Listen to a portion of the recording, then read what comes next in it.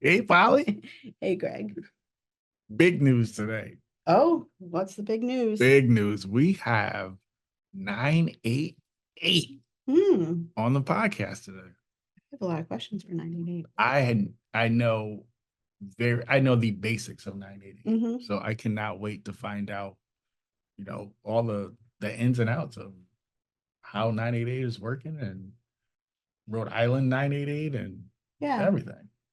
I feel like I kind of, yeah, know the basics. But then sometimes I feel like we working here know a lot more about something than the general public. So I'm wondering how much everyone else knows about 98. Right. Exactly. 'Cause if we're unclear, Right. it's going to be really good to hear. So yes, we do have a, the 988 first responder liaison, Rosie Pfrimmer, coming on. So I'm gonna pick her brain and see what she can tell us about 988 and hopefully clear up a lot of things. Awesome. All right. So without further ado, joining us today on Totally Preventable, we have Rosie Pfrimmer, the 988 first responder liaison. Rosie, how are you doing today? I'm doing well. Thank you for having me. Our pleasure. Our pleasure. To start off, we're going to do like we normally do with all of our great guests. Tell us a little bit about yourself and how you got to where you are today. My name is Rosie Pfrimmer. I am a 22-and-a-half-year Navy veteran. I am married to active duty, so we moved to Rhode Island since he got stationed in Newport. And since I'm retired, I wanted to do something that I genuinely enjoy doing. And 988 does exactly that.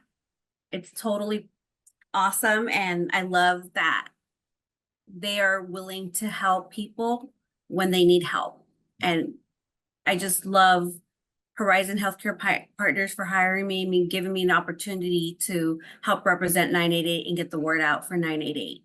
Awesome. Can you tell us how 988 came about and the idea for a simpler number for mental health? Yes, of course. So 988 was a 1-800 number before.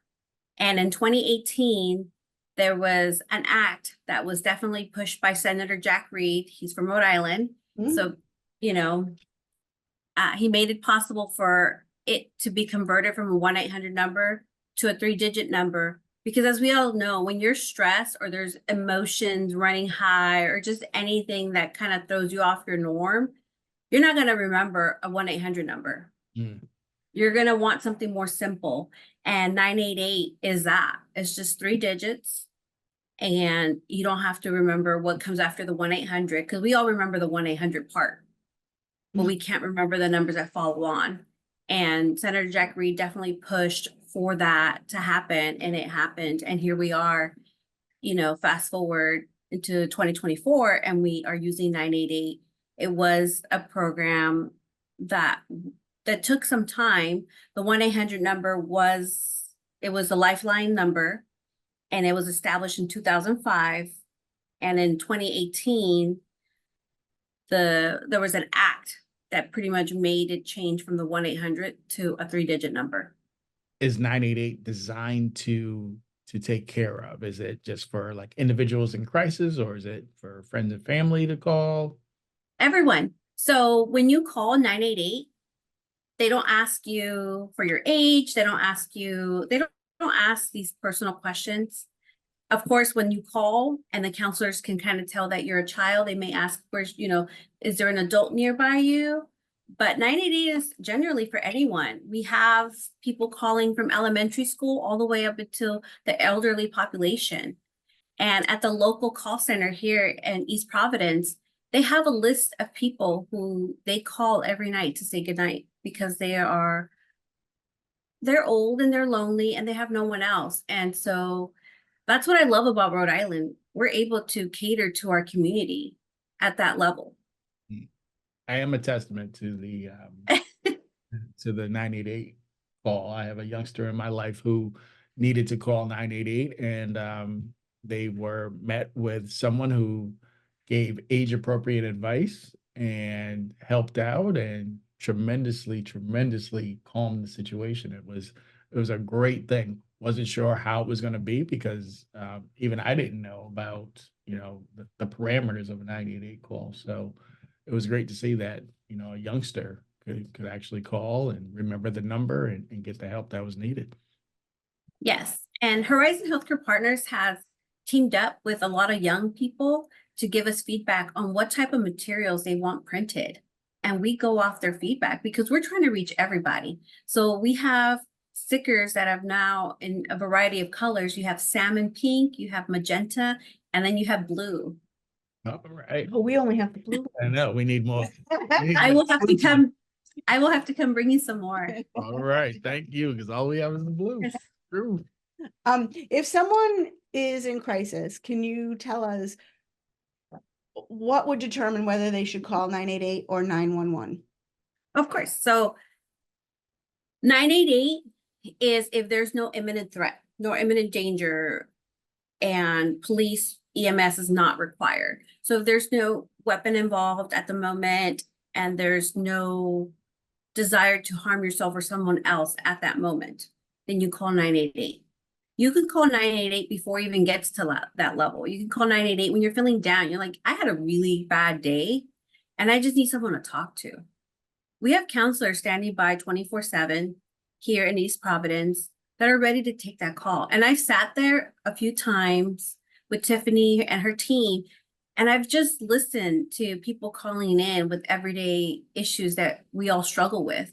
And they call and they talk it out. And I love seeing things get de-escalated and people handling things at a super low level before they get too intense. And I just absolutely love that. I love that people have the courage to call. That makes me so happy because it's hard. It's hard to ask for help. Now, are there like specific symptoms or behaviors that might signal that it's time to call 988? So what I like to say is if you're having an off day, you're feeling lonely, you're feeling sad, you're having thoughts of suicide, you're dealing with too many emotions that you just don't know how to deal through them, any of those are reasons to call 988. There shouldn't be just one, and you shouldn't wait for you to get to the point where you want to hurt yourself or hurt someone else to call. As soon as you start to feel kind of down, just call. They're there waiting to talk to you. Is there, I'm sorry, No, go ahead. is there like a wait time or it's, So the only wait time I would say would probably be the prompter. So when you call 988, you get an automatic prompt that says, for Spanish, press 2. For veteran, if you or the person you're calling for is a veteran, press 1. And then LGBTQI plus, press 3. And if those 3 don't apply to you, you can either stay on the line and someone will answer within seconds, or you can press 0. If you're impatient like me, just press 0. I did not know that. That's great. You That is could, different. So the only wait time I would say would be the prompter. After that, Rhode Island has one of the highest answer rates and quickest answer rates with 98% answer rate. And so, yes. And so the only waiting is essentially clicking through whatever option you're going to choose. And, I tell veterans, if you don't want to identify as a veteran, you don't have to identify as a veteran, but it is an option. If someone is thinking about calling and they're concerned about how the phone call is going to go, can you just do a little walkthrough of how the process goes? Yeah, definitely. So let's just say I'm feeling kind of sad. I'm going to use a real life example where someone called. Hello, I'm really having a bad day. My landlord wants to raise the rent again. The counselor on the other side was like, okay, this is so-and-so. Do you want to tell me more about what's going on? And the caller said, my landlord has already raised the rent once this year and he wants to raise it again. I don't know what I'm going to do. I don't know how I'm going to provide for myself. I have a few cats that I need to buy food for and I need to be able to take care of myself. The caller said, okay, well, tell me a little bit about your cats. And so she kind of redirected her attention away from the rent being raised again, back to something that she loves and makes her happy. And once she was in a better state of mind and not as emotional, they were able to walk through and work through the emotions that she was feeling with the raise being rent, with how she was feeling towards her landlord. And together they talked about how she's going to go seek help. And then there's 942 Stop, which provides housing assistance. And just so many resources were provided for her that it was nice to hear and see the counselor make this lady's life a little bit better. And it was like a 15-minute phone call. Oh. Easy peasy. Yeah. And the calls range. So sometimes calls only last about 2-3 minutes. Mhm. Sometimes they last a couple minutes, like that one. It was, Yeah. a good 15-minute call. Nice. Now, who's answering the phones? Are these like clinicians answering phones? What type of training or backgrounds do the? So we have counselors. They're counselors. They're trained counselors, and they receive continuous training throughout their stay there. And many of them are actually pursuing master degree level degrees in social work or counseling. We do have one clinician rotating through in the morning shift and in the evening shift. And they're there to provide additional assistance to the counselors if something is a little bit out of their scope and they need a clinician.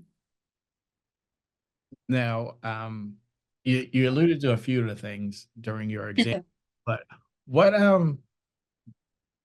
other resources and referrals can a caller receive from 988? So 988 counselors have a list of all the mental health resources for people. They also have other resources such as 942 Stop, and they may have the local numbers for food banks near you.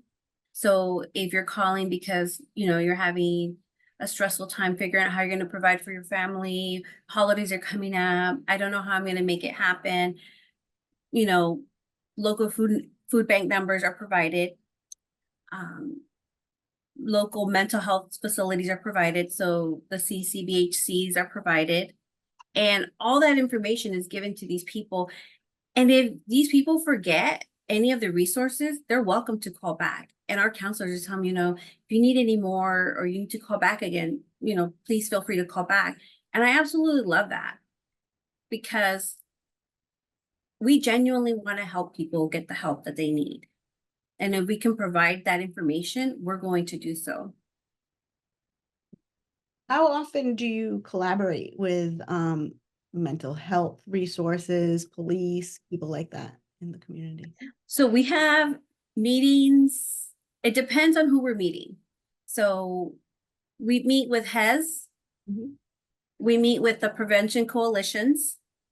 We meet with the individual healthcare places. We do Zoom meetings. We do in-person table events. And so it just depends on what's going on in that time. So like coming up, I have a few table events like health and wellness fairs up in Warwick and Jamestown. And we just try to get out throughout the state. There's 3 community outreach people, myself, Liz, and Joelle. And we just try to get out there and touch as many people as we possibly can with the information that we have and just get the word out there that 988 is here for everyone. What has been the biggest misconception that you've come across about 988? People are afraid that it's not anonymous. Mm. And it is. We do not have the means to locate you. Like when you call 911 dispatch, they know where you're calling from. We don't have that ability at the 988 call center. Hmm.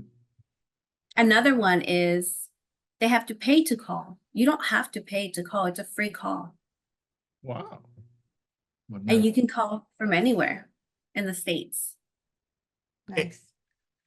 Any state? I could be in Arizona. You could be in any state and you will get connected to your local, the closest facility. So the state of Rhode Island, before September 20th, 2024, we did not have geolocation, which meant that phone towers would pick up where you're calling from and connect you to the closest 988 call center. And so 2 phone companies, T-Mobile and Verizon, signed up in the state of Rhode Island and in the Northeast region. And now when students are calling from here and they have an out-of-state number, if there's a cell phone tower that's either Verizon or T-Mobile, they will get directed to the Rhode Island call center. It's a big catch. Was it Yeah. CatchNet or? It's nice, considering we have a lot of universities and we have some military bases here.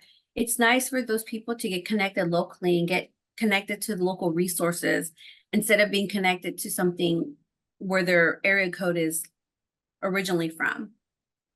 That wasn't too long ago. Said September. of No, September, correct. This is just a couple months ago, almost 2 Wow. months ago. Yeah, that just hit me. Yeah. I'm sorry. So 988 is evolving every day. All right. That's terrific. Yeah. What languages and accessibility features are available for people who call 988? So there are over 240 languages available nationwide. What that means is you call 988 and you need a language besides Spanish or being a veteran or being LGBTQI plus. Once you get to the main person talking to, then you could be transferred to someone who can accommodate your language if it's one of the 240 languages offered. Now, do you collaborate with that person? Like, let's say I need a language. I'm in Rhode Island.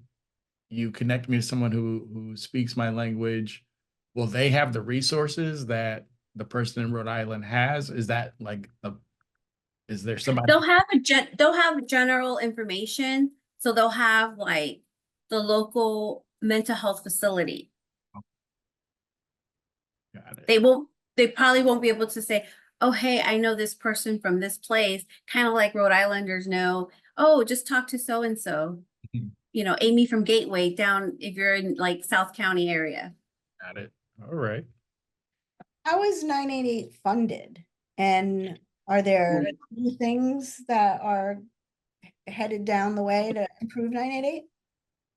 So 988 is a unfunded, Oh, federally mandated Oh, state requirement. Yes. wow. And previously, I know, scary. mhm, So it was previously funded by the state with the American Rescue Act, mhm. and that's going away. But 988 has to stay around. So we have to get creative with how we can fund it. And so there is a bill in the works right now, and we plan to propose it in January to the state so that we can find a better solution and more of a long-term funding solution for 988 because we need it. Mhm. We've answered over 39,000 calls since July of 2022. Wow. And that just stops at September of 2024. So from, September to now, I know they've answered calls because I've sat up there in the call center and they've received about 10 calls with me just sitting there in like 15 minutes. Wow. Love a good federally mandated unfunded program. That just seems Yes. backwards. Right, yes. Yes. Yes. And so, we definitely need to work on that Mm. as a state and figure out how we can continue to fund 988 to ensure that we can continue to provide services and resources to our communities throughout the state. Mhm. Now, how is 988 specifically tailored to prevent suicide? So just like what your theme is, totally preventable, we're trying to prevent suicides by de-escalating situations, de-escalating people's state of mind and their mind processes. So by talking them down, like the example I gave earlier with the lady who was very upset with the landlord increasing the rent, and just trying to get them grounded and getting back to understanding that there are other solutions and there are resources that can help that are more effective than, spiraling down the other way. And so we want to make sure that people know to call anytime you start to feel down, anytime you start to feel sad, anytime you're having a rough day at work, or you're having a rough day at home, you know, the kids are all acting bad, the dogs are driving you crazy, whatever it may be, we want people to know that we are there. There's no judgment, just help. And that was the motto for this year's Suicide Awareness Day. No judgment, just help. And we want people to know that that's what we stand for. 988 is there to help people. 988 is there to listen to you and see what resources we can provide for you. Now, I don't have to have suicide ideation. You do not have to have suicide. You do not have to be there. No, you could call before it gets to there. I just have to call all the time. You just have to call. Hey, you could be a regular. That's okay. I want to be the person that calls people at night to say goodnight. That sounds like a very Right? rewarding job. Yeah. Oh, How are you promoting 988? How are you getting the word out? So I personally go to police stations. I do table events. So this Friday, I will actually have 2 events. I will be having a table at a North Kingstown VFW Veterans Resource Fair. And then immediately after that, I will be going over to Jamestown in the evening at the Recreation Center and having the table event there. And so those are just 2 events this week. And yesterday, Liz and I went up to South Foster, where the Northern Rhode Island fire departments were having a meeting, and we were spreading the word by being there. We're going to have a colleague in Jamestown on Friday, so say hi to Bridget for us. All right, I'll get her name down. And then we have Joelle, who goes into the schools, and she goes to the schools all throughout Rhode Island. And I know she was at some of the schools up in Warwick recently, and we just get out there. Mhm. And I can give you guys an email where people can reach out if they want materials. And I can also give you my personal email where people can actually just shoot me an email like, hey, you know, we don't really want you here, but we just want supplies. I could totally do that. Or if they want a Q&A table where I can go and answer questions and give them more information about what we do, what 988 is about, and how the state now has mobile crisis units as of October 1st of this year. Mhm. well, we'll That'd take be that great, information. yeah. Let's have it. Please give us those emails. Yeah, for sure. So the email for the community outreach team, that's Liz, Joelle, and myself, is the numbers 988 RI, as in Rhode Island, community@gmail.com. Again, that's 988 RI community@gmail.com. And anyone can reach you at that. Anyone can send an email, any organization, any school, anyone that wants to raise awareness for 988. Super. No emergency email. No emergency needed, no. No, but if you have an emergency, call 988. Oh, if you're having an emergency, Yeah. yes, 911, yes. Yeah. We need to make sure that 911 is still utilized for emergencies. But Yeah. if there's not emergent and you just need someone to talk to, 988 would be a better bet. Perfect. Yeah. How do you measure the effectiveness of 988? Like, what data or stories demonstrate your impact? So before I get to data, I want to say and go back to what you mentioned, how you had a young one who called. Live stories are the way we get majority of our local feedback. Like, I had an event at the University of Rhode Island recently. They had a 5K, and I had several people come up to the table and thank me for having counselors locally and having the number just publicized because they called. And one gentleman was like, I'm super thankful for 988 because I've called 8 times in the last month because it's been a really rough month. And so that to me speaks volumes compared to the data that is collected. But of course, we need data for funding. And so the way data is collected, we have people collecting data for us. And the way they collect data is the number of calls received, the time it takes to answer the phone call, and then like the resources that are provided for people. And we don't take down names, we don't take down other personal information. So people don't have to worry about, oh, Susie called again. No, we don't do that.